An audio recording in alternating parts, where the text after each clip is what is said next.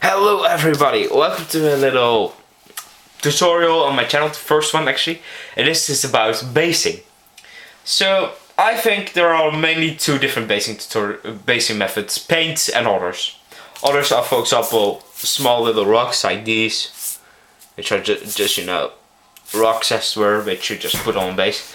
And you have your regular texture paints. So for both methods, the main difference is for everything different than paint, you need to use PVA glue, which is just glue, you put it on base and then, you get the feel, you know what's going to happen then. And for the regular, these paints, you just need a primed surface. Now then you don't even need it, but primed surfaces definitely help. So basically, you have kind of two different types of paints as it were. You have regular texture paints and you have one with extra large pigments. Like, for example, you have Sterling Mud, you have Sterling Battlemire. A Sterling Mud is like paint, if like, as you could see, kind of a few different, just small texture, not a lot of pigment in it as it were. To start, obviously more than a regular pot of paint, but not enough for more than a regular pot of paint, so you definitely have extra pigments. But with Sterling Battlemire you get even bigger pigments as well. I also have like, it's always nice to have different colors of texture paint so you can mix and match and stuff like that. You also have special texture paint like Agrarian Earth, Martian Iron Crust, or like Martian Earth if I'm not mistaken, and Valhalla Blizzard. The main difference between those three is that these two are all about cracked. So you have a surface, you put them on. Oh, sorry. You have a surface, you put them on, and basically what happens, you get a little layer of sand ester which cracks to showcase a really dry surface. And with this is just, these are really extremely fine pigments of white, which you use to replicate a snowing effect. One thing I do dislike about this, and you did not have that with the previous snow pack, the little flocks as it were, is with the little flocks you gained, was you could use them to like decorate a few parts of the base. You did not need to do full base. And with this texture paint you need to do a full base and you need to do a bit on your miniatures, otherwise it will look kinda crappy as it were. So those are the main texture paints. You just have, most of them are like Azure Granite or Sterling Mud. They're just textures. They're just big pigments of paint. And a few of them are like these two, like the Martian paints and the Agrarian paints, which are just cracked earth.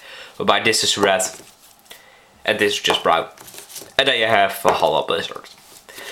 So, how to apply this texture paint? You could do that with texture spreader. If you're like me, I use coffee spoons or a really beat down brush.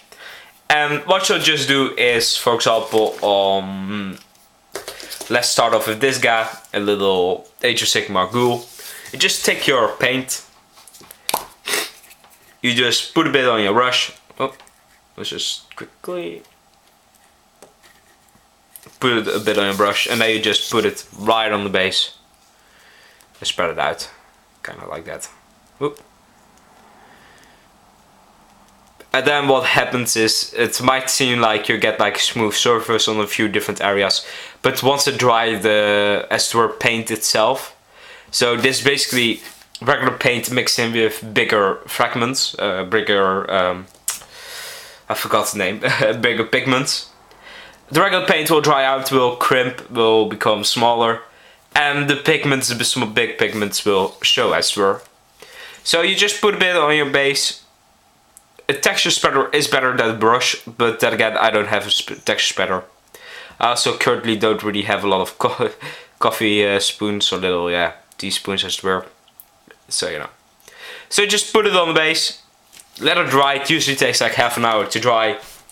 And then you have your own little textured base. An example of that paint is on this guy. If you could see, like here, they have like this small little textured base as well. So then, that's like basically, that's the method you use for all paints. For example, different paints, for example like Martian Iron Crust or like Agrel and Earth, they have a different appliance. So for example this Storm Boy, I want to paint with Agrel and Earth. What I'll do is I'll take the paint, and you could immediately notice it. You immediately notice that it's a pretty thin paint. I mean, you can shake it and you can do all kinds of weird things with it. It's just really thin. And that's because this paint doesn't need to be thick for the effect it wants to create. It needs to create. It's basically just, you know, a sand effect. So you kind of want like thin paints, blah blah blah. So you just take a bit of your spoon, or your brush or your spoon or whatever, and you just put it around. With this paint you kind of want to get a bit thicker than normal. You just want to lay out a thick base coat. And then eventually you just want to, you know, spread it around a bit. No, like that.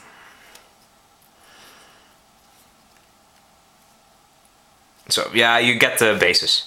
And imagine you have some texture paint on your model, like I have in this Storm, like right here.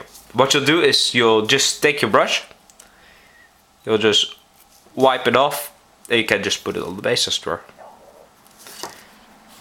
Just wipe off your brush, take your bottle, and you just move that paint off its base.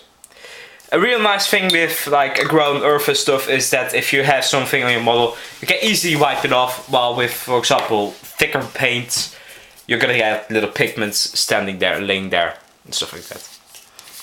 Then with Martian Iron Crust, it's like the same effect as Agrel and Earth, but it's a thicker paint. The same applies, but the difference is you have pigments, as you could see here. You have a few different pigments on the paint, I swear. So what you kind of want to do is just, you know, apply it on your base and just, you know, leave it like that drying, and then eventually, you know, you get the same little effect with extra pigments mixed into it. Just take it, spread it around, as you can see I'm spreading it. And then eventually you'll just leave it to dry as it were. A nice thing about also texture paints is, imagine you have a base and you've done half of the base. You can just, you know, finish it off without having the consequence of there being a line formed, like for example with shades. Like if you use shades for example and you don't finish it off, then you need to start over. But with texture paints it doesn't matter, you can just leave the model off, finished halfly, and just come back to it with a different color or something.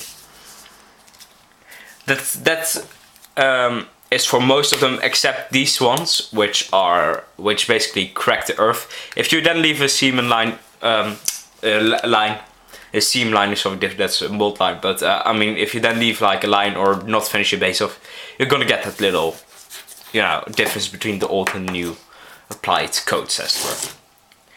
Then some people like to improve the bases with like little rivers and all. I would definitely strongly recommend that. I'm gonna have a tutorial of that uploaded very soon. And basically what you do is you'll just leave a little part of your base open, like I did with this guy. Then you're just gonna paint over that part with like blues and create like a rivery effect. So that's kind of the difference between texture paints. I am going to do a separate video on the Valhalla Blizzard, because I'm currently figuring out how it works myself. So kind of new to that paint. I would definitely recommend, if you want to do some modeling, if you want to get it to the next level, purchase some texture paints. I would definitely recommend purchasing one of those two, Stern Battle Mud or Agrel and Earth, because those two paints are absolutely fun to work with. As for granite you can also purchase, but I don't know, I have mixed feelings about this color. But definitely pick up some texture paints, because they're a lot of fun to work with and do give your model a next level of detail and basis as it were. So leave a like, comment, subscribe. If you're new to this channel, obviously stay around, because I'm going to do a lot more tutorials. And that's kind of it. So I'm going to see you guys next time. Goodbye.